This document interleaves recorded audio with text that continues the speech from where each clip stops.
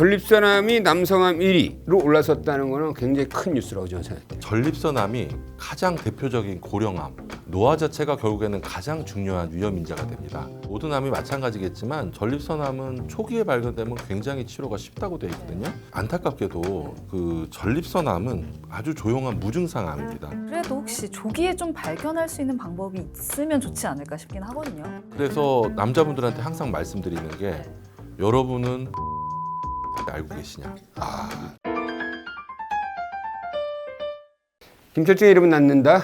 최근 발표된 국가암 등록 통계에 따르면 폐암을 제치고 전립선암이 사상 처음으로 남성암 발생 1위로 올라갔습니다. 전립선암이 빠르게 증가하고 있는 이유 그리고 그 치료법까지 자세히 알아보도록 하겠습니다. 박성열 한양대학교 병원 비뇨의학과 교수님과 함께하겠습니다. 어서 오세요. 네, 안녕하십니까. 안녕하세요, 박선열입니다. 주로 비뇨의학과에서는 주로 어떤 일을 하시나요? 전립선암, 신장암, 방광암과 같은 그 종양 치료를 많이 하고 있고요. 그 밖에도 전립선 질환, 요로결석 같은 치료를 하고 있습니다. 자, 이 전립선암이 남성암 1위로 올라섰다는 거는 굉장히 큰 뉴스라고 저는 생각해요.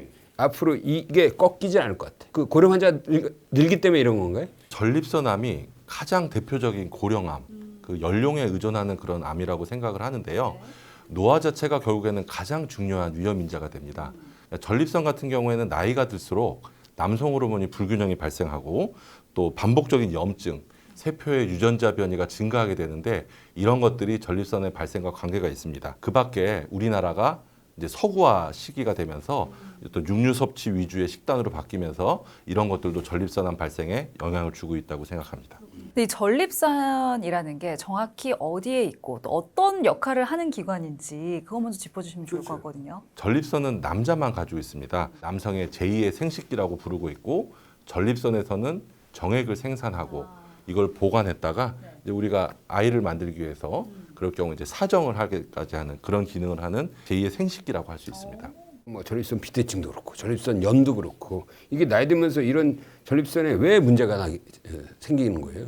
사실 전립선에 생기는 가장 대표적인 질병은 나이가 들면서 발생하는 전립선 비대증입니다. 전립선이 커진다는 전립선이 얘기죠. 커지는 거죠. 네. 남성이 나이가 들면서 전립선이 커지면 요도를 압박하게 되고 이것 때문에 오줌빨도 약해지고 화장실도 자주 가게 되고 심지어는 밤에 소변을 보려고 깨는 그런 일들이 발생하게 되죠. 전립선 비대증이 있는 사람은 전립선암 발생 위험이 더 높아요? 전립선 비대증하고 전립선암은 전립선에 생긴다는 공통점이 있고 그다음에 60세 이상에서 많이 생긴다는 공통점이 있지만 명확하게 다른 병입니다. 그래서 전립선 비대증을 오랫동안 방치한다고 전립선암으로 가는 일도 없고 전립선 비대증에 가족력이 있는 분들은 전립선 비대증으로 유전이 되고 전립선암에 가족력이 있는 분들은 전립선암으로 유전되고 이렇게 이게 어찌 보면 다른 병입니다. 계열이 다른 병이네. 네, 맞습니다. 전립선 비대증이 있으면은 아무래도 병원을 자주 갈 거 아니에요? 그러다 보면은 전립선암을 좀 조기에 발견하지 않을까? 실제로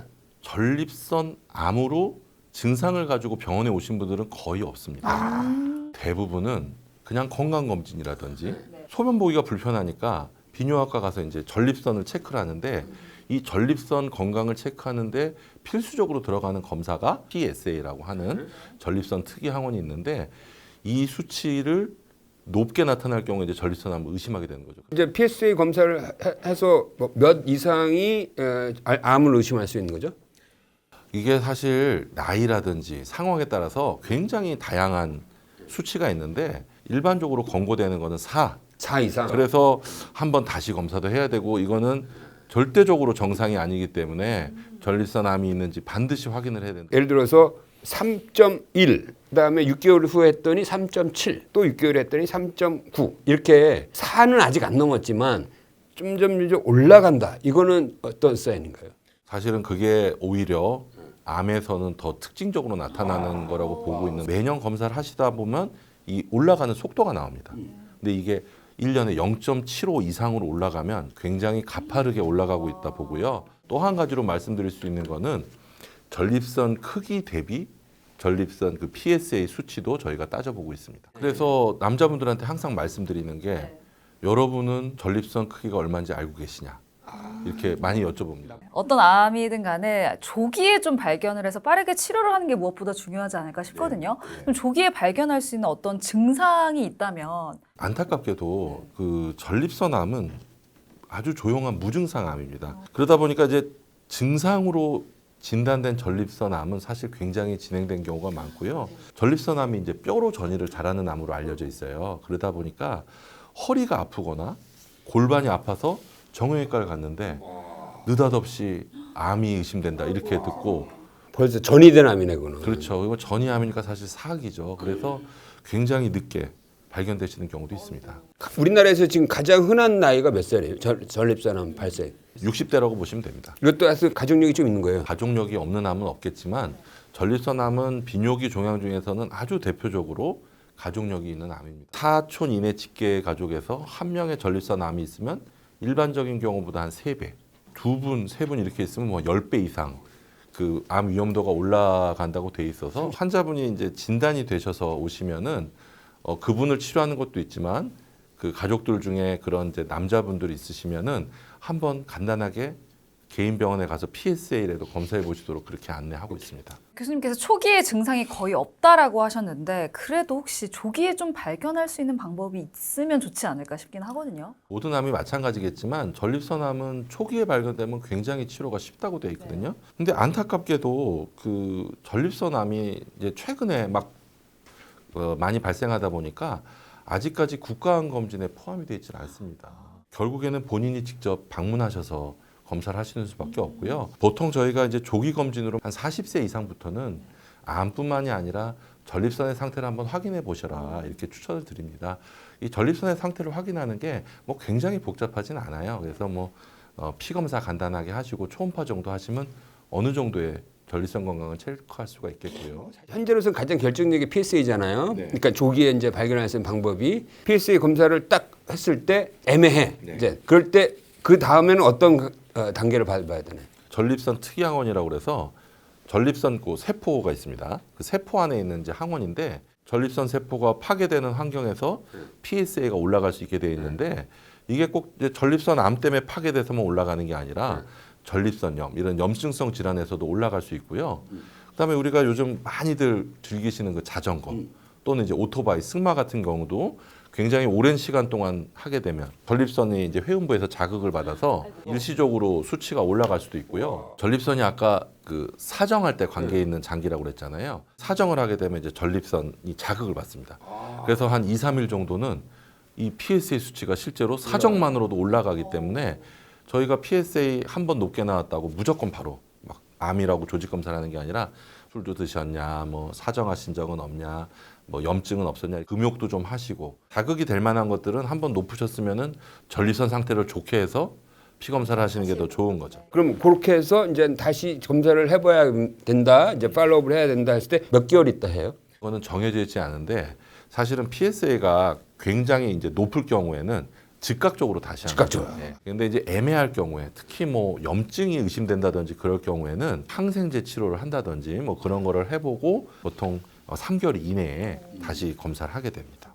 근데 우리나라 그 이제 전립선암이 그 갑상선암하고 좀 비슷하게 그 전립선암이 있어도 자기 수명 다 산다. 너무 지나치게 이 전립선암에 그 공포심을 가질 필요가 없다라는 주장도 있는 반면에 또 한국인은 이 전립선암의 악성도가 미국보다 더 높기 때문에 그렇게 간단하게 생각하면 안 된다.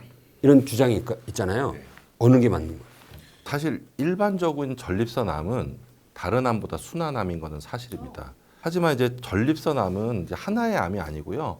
그 암세포 자체의 악성도에 따라서 저희가 그 수치화해서 이제 좀 나누거든요. 글리슨 점수, 글리슨 합이라고 표현하는데 결국엔 세포 자체를 현미경으로 봤을 때 악성도를 가지고 이제 점수를 매기는 거죠. 1점부터 5점까지 해서 제일 많은 비율과 그 다음 많은 비율을 합쳐서 이제 계산을 하는데 보통 이제 암이라 하려면 한 6점 이상부터 표현을 합니다. 사실 10점은 굉장히 드물지만 아주 악성도가 높고요. 보통 이 악성도를 8점 이상부터는 고등급 전립선암이라고 표현을 해서 아주 공격적이고 진단 당시에도 이미 진행됐거나 자른 장기로 전이가 되어 있는 경우가 많기 때문에 이런 고등급 암이 오히려 더 독한 암이라고 할 수 있습니다. 우리나라에서도 대부분 한 6.7점짜리 암들이 굉장히 많지만 한 30% 이상에서는 고등급 8점짜리 암이 많다고. 그래요? 예. 그러면 이제 PSA가 높거나 증상이 있어서 초음파를 봤더니 분명히 암이 의심됐어요. 그 다음 단계는 어떻게 합니까? 이제 MRI라는 게 전립선 내부를 보는 데는 영상 검사 중에는 가장 정확하다고 되어 있습니다. 최근에는 정부에서 이런 전립선암이 강하게 의심되는 그런 상황에서는 조직 검사 전에 MRI를 찍을 수 있게 해줬어요. 그러다 보니까 MRI 상에서 더 의심되는 부분들이 있습니다. 그런 부분을 훨씬 더 집중적으로 조직 검사를 하면서 조직 검사의 진단율도 올라갔고 무엇보다도 MRI에서 너무 암이 아닌 것 같을 경우에는 조직 검사를 좀 미루고 불필요한 조직 검사를 좀 줄일 수 있는 방법도 된 거죠. 어쨌든 최근 트렌드로는 전립선 암이 의심될 경우에는 MRI로. MRI를 먼저 찍어서 조직 검사를 어디를 할지 위치를 좀 한정시켜서 그 다음에 조직 검사를 하는 게 일반적인 진료 지침입니다. 자, 그렇게 해서 진단이 됐어요. 이제 치료해야겠습니다. 했을 때 어떤 식으로 접근하나요? 전립선 암이 이제 뭐 초기, 뭐 국소 전립선암부터 이제 전이 전립선암까지 다양하게 있을 텐데요. 국소 전립선암은 이제 고전적으로 수술과 방사선 치료가 가장 기본이 됐었습니다. 수술 같은 경우는 최근에 뭐 너무 잘 알려졌듯이 로봇을 이용해서 하는 수술이 가장 최소 침습적이고 후유증을 줄인다고 돼 있어서 많이 하고 있고요. 그밖에 방사선 치료 계열은 방사선을 쪼이더라도 보다 이제 전립선 쪽에 주변 장기에 손상을 덜 주는 그런 방식의 이제 국소 치료들이 있겠고요. 이제 전이가 있는 암은 사실 옛날에 수술이나 방사선 치료를 안 한다고 했었습니다. 이런 수술이나 방사선 치료는 결국에는 잘라내던 쪼이던 요 국소적인 효과만 있거든요. 최근에는 이제 다양한 전립선암, 전이 전립선암을 치료하는 약제가 나와서 조합을 해서 치료하는 게 일반적이 됐고요. 비교적 건강하신 분들, 그다음에 전이가 한정적인 경우에는 수술과 방사선 치료를 같이 하면서 약물 치료까지 하는 지금 우리나라에서 이 전립선암 수술은 99%가 로봇으로 하죠. 거의 다. 거의 다. 로봇 수술이 사실은 전립선암에서 가장 장점이 많은 암이라고 알려져 있고 전 세계적으로도 워낙에 이제 많은 부분에서 로봇 수술을 하고 있고 이게 전립선이라는 게 그 골반 맨 밑에 있잖아요. 그러니까 이게 로봇이 가는 로봇 팔이 손이 밑으로 쫙 들어가니까 훨씬 수술이 쉬운 거죠. 예, 사실 뭐 제가 이렇게 손이 큰 건 아닌데 보시면 이 정도 손 크기거든요. 시골이라고 하면 거의 아주 우리 몸의 제일 끝단인데 거기 손이 2개가 들어가서 한다는 게 굉장히 비좁습니다. 그리고 사실 잘 보이지도 않아요. 우리 그 손톱 반만한 크기거든요. 이 로봇 팔이. 그래서 요 팔이 이렇게 복강경의 구멍으로 똑같이 들어가되 수술 도구가 복강경 도구가 아니라 로봇 도구라고 생각하시면 됩니다. 그래서 이 사람 팔을 축소시켜 놓은 채로 뱃속 깊은 데서도 이렇게 조그맣게 사람 손을 따라서 움직일 수 있으니까 전립선 같이 이렇게 깊은 곳에 잘 안 보이는 곳에 있을 때 굉장히 정교한 수술할 수 있는 장점이 있습니다. 수술하고 나면 뭐 요실금이 생긴다던가 어떤 이런 부작용이나 뭐 합병증이나 이런 위험은 없을까요? 수술에 있어서 그 전립선을 이제 적출함으로 인해서 생기는 가장 큰 대표적인 합병증이 2가지가 있는데요. 하나는 이제 남성 성기능 장애입니다.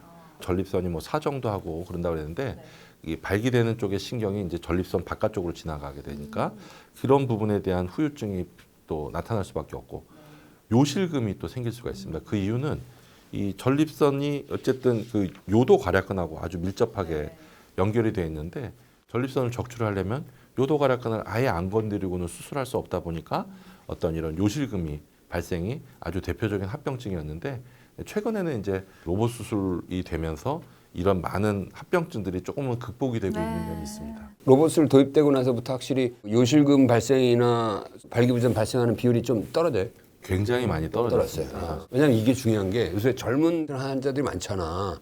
나중에 성기능가 오면은 그걸 미리 얘기를 했어야 되는 거 아니냐, 뭐 항의하고. 어쨌든 로봇으로 수술을 하더라도 전립선이 없어지는 거는 차이가 없거든요. 개복술에. 그러다 보니까 이제 뭐 성기능 장애, 요실금에 대해서 미리 설명을 드리면 이게 두려우셔서 또 수술을 못 하시는 경우들도 사실 있어요.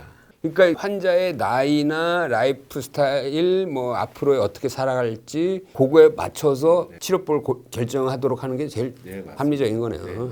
치료 방법도 되게 다양해졌고 초기에 진단되시면 오히려 환자분들이 고르실 수 있는 옵션이 더 많아지는 거죠. 그래서 환자분들이 어떤 걸 원하시는지에 따라서 저희가 의학적으로 허용 가능한 범위에서는 가급적이면 환자분들이 원하시는 방향으로 치료를 하고 있습니다. 암 치료할 때 한양대병원만의 뭔가 특징, 뭔가 자랑거리 없어요? 전립선에 생기는 질병을 총괄적으로 치료하는 그런 최신 치료 센터가 있습니다. 그래서 그래요? 전립선 최신 치료 센터라는 게 있는데 전립선에 생기는 전립선 비대증, 그다음에 전립선암 이 부분에 대해서 다양한 치료 방법과 여러 가지 과에서 뭐 종양학과, 방사선 종양학과, 혈액 종양학과 같이 그 다학제 진료를 통해서 치료를 많이 하고 있습니다.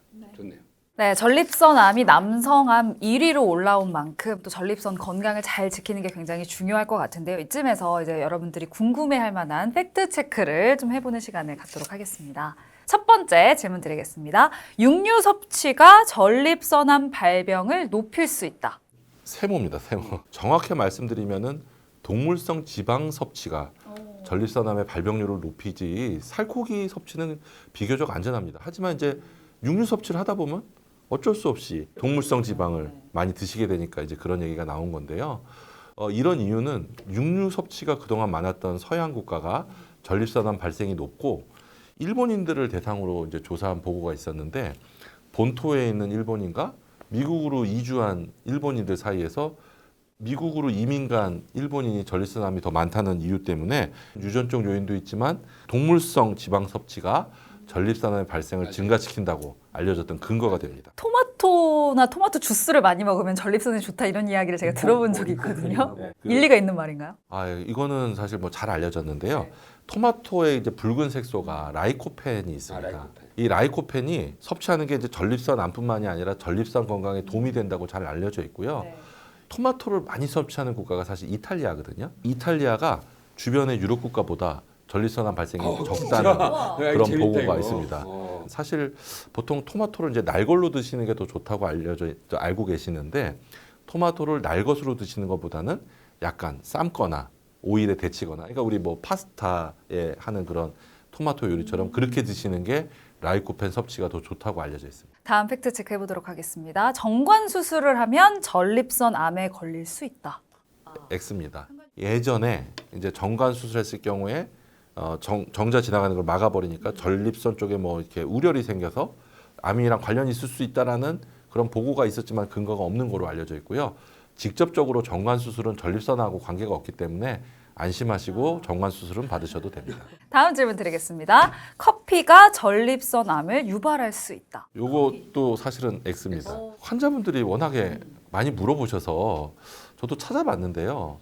커피하고 전립선암과 직접적인 관계가 있다는 보고는 없습니다. 다만 전립선 비대증 환자들이 이제 빈뇨, 급박뇨, 요실금 같은 게 있을 경우에 커피에 들어있는 카페인을 드시고 증상이 나빠질 수 있으니까 전립선이 안 좋으시면 커피를 줄이세요. 이런 얘기들이 많이 나와서 혹시 이게 오해가 된 거 아닌가 그렇게 생각을 하고 있습니다. 끝으로 영상을 보고 계시는 우리 구독자 여러분들께 한 말씀 부탁드리겠습니다. 사실 전립선암이 남성암 1위가 돼서 굉장히 관심이 많으신데 전립선암을 완전하게 예방할 수 있는 방법은 없습니다. 저희가 이제 평균 수명이 우리나라 80세라고 알려져 있는데 남자분들이 평균 수명까지 생존할 경우 5분 중에 2분이 암 환자라고 하는 통계까지 나왔습니다. 사실 장수를 하시게 되면 암의 위험도도 같이 증가할 수밖에 없습니다. 결국에는 남성암 1위인 전립선암을 위해서는 가장 중요한 습관은 매년 전립선을 검사하시는 겁니다. 또 전립선암이 다른 암에 비해서 느린 경우가 많아서 거북이암이라고 알려져 있지만 사실은 모든 전립선암이 다 순한 것은 아닙니다. 단지 거북이암이라는 말만 믿고 치료를 미루다가는 치료 시기를 놓칠 수 있기 때문에 이런 부분은 믿지 않으시는 게 좋겠습니다. 우리가 콜레스테롤 수치 알듯이 혈압 수치 알듯이 나이 들면 전립선 크기를 알아야 그래서 PSA랑 QPQ라고 말합니다. 이거 굉장히 중요한 40대부터는 꼭 검진을 받아보시는 것이 좋을 것 같습니다. 영상 보시면서 궁금한 점 있으셨다면 댓글로 남겨주시고요. 저희는 다음 이 시간에 또 찾아오도록 하겠습니다. 함께해 주신 한양대학교 병원의 박성열 비뇨기과 교수님 고맙습니다. 네, 고맙습니다. 네.